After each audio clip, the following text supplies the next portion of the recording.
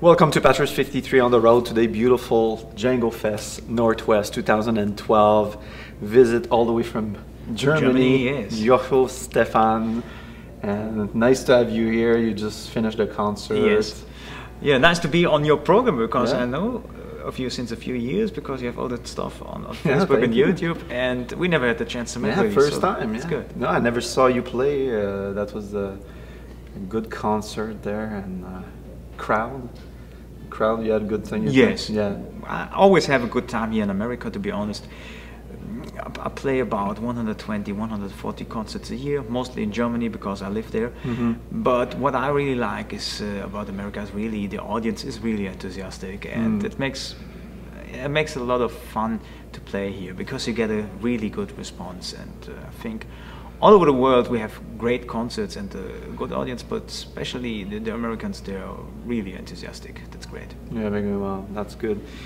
But especially when they see somebody traveling for so far and see them for the first time, so that it really something special. But tell us a bit about when did you start it and with your dad in the band? Yes. Tell us a bit about it. I started at the age of 6 to play guitar because my father was playing, like, let's say, today would say like cover music, Beatles, Santana, stuff like that.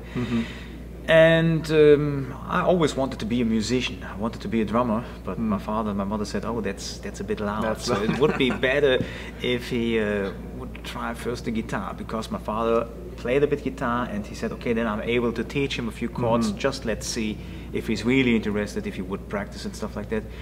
And you know, that's a true story. It's not like to be arrogant or something like this. I started with 6, and it took me, let's say, like a half year, 3 months, something like this. I was able to play the whole repertoire that my father played the last 20 years, because he was never really somebody who was playing solo guitar. He was always doing the rhythm, you know, even in rock music and pop music.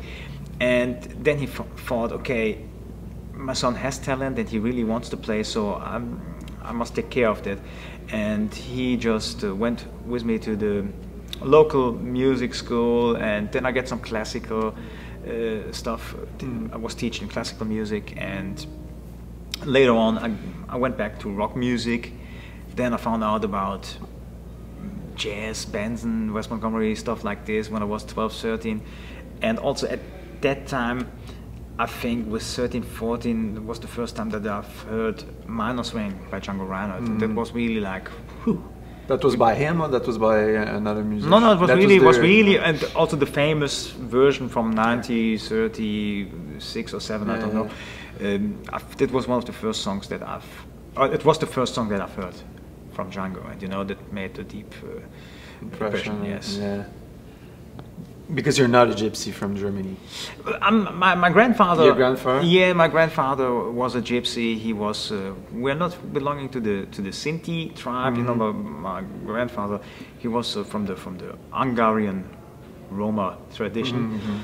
And I don't know how far back, you know, the roots are, you know, in Hungary, because my grandfather, he was born or lived in Berlin.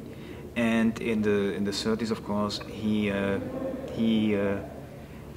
must go to Auschwitz, to the concentration camp, but he survived, and so that's my background. But you know, I think I have a background also in music. That means my uncle played guitar, my father's playing guitar. You know, some guys that they played was also gypsy musicians, but they played like Beatles stuff and things like this.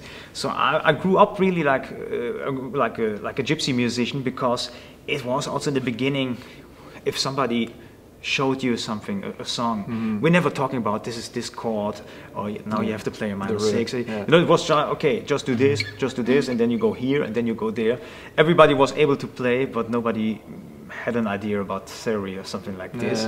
So I learned it the gypsy way, but more rock and pop music and things like this. We never played really this gypsy swing style. So I just found an old record of Django, this Minor Swing thing, back at his home. And from then I started to learn this stuff by myself. I first tried it just by ear, what was very hard because it's a real different kind of music to everything else that I've listened to back then.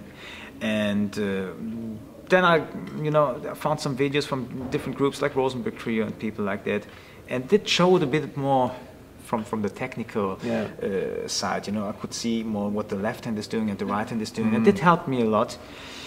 Of course, I think I did some mistakes, but and you learned. Yeah, but the good thing about the mistakes is, I think they also helped me to develop my personal style. Because some of these things that I maybe played wrong or different, they become a part of my own style in gypsy swing, of course.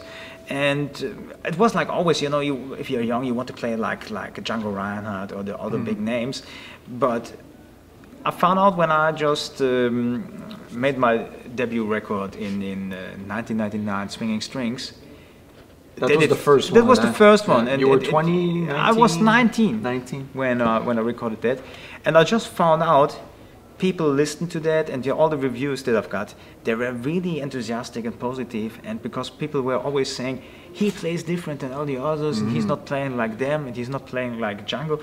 And I was always trying to play like Django. Then I found out, and that's the point. People like it if you play different. And today I understand, that it's of course great if you're able to play like someone that is famous, but it makes a difference if you have your own voice in that style, because we don't need, how to say, a second guy who's playing like, I don't want to tell the name, but you know what I mean.